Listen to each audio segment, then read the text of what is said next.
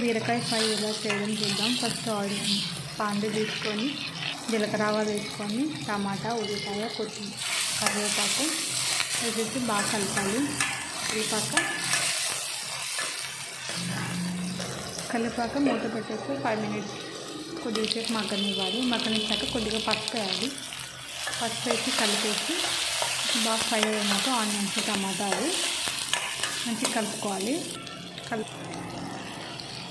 బీరకాయ ముక్కలు సన్నగా తరుక్కొని దాంట్లో వేసేయాలి.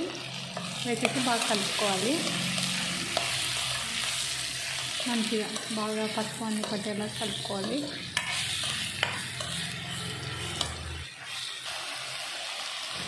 మళ్ళీ కారం 2 స్పూన్స్ కారం వేసుకోవాలి. గరం మసాలా, ఉప్పు,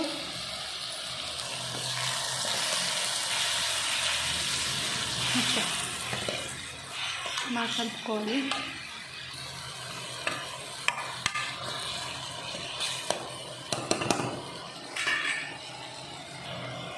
ఒక 5 నిమిషాలు మూత పెట్టుకోవాలి.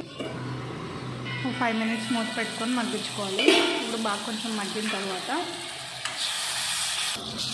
కలుపుకొని మంచిగా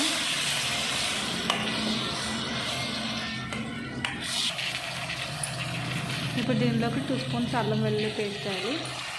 లాస్ట్ వేసుకుంటే బాగా గ్రేవీ అనేది బాగా వస్తుంది. కొంతమంది ఆయిల్లో వేసుకుంటారు కదా, అలా కాకుండా ఇందులో లాస్ట్లో వేసుకుంటే కర్రీ మగ్గేటప్పుడు వేసుకుంటే అల్లం వెల్లుల్లి పేస్ట్ కొంచెం మగ్గేంత వరకు మూత పెట్టి బాగా మగ్గించుకున్న తర్వాత ఇలా ఆయిల్ అంతా పైకి రావాలి. పైకి వచ్చాక బీరకాయలు బాగా మెత్తగా సాఫ్ట్గా కుక్ అవుతాయి. కుక్ అయిన తర్వాత మనం ఇందులో కొద్దిగా కొత్తిమీర వేసుకోవాలి. లైట్గా కొద్దిగా కొత్తిమీర అనేది వేసుకొని కలుపుకొని ఒక 5 మినిట్స్ మగ్గించుకొని తీసేసుకుంటే బీరకాయ కర్రీ అనేది బాగా గ్రేవీగా మంచిగా కుక్ అయ్యి సాఫ్ట్గా అనేది ఉంటుందన్నమాట. దిస్ ఇస్ ద బీరకాయ కర్రీ. బాయ్.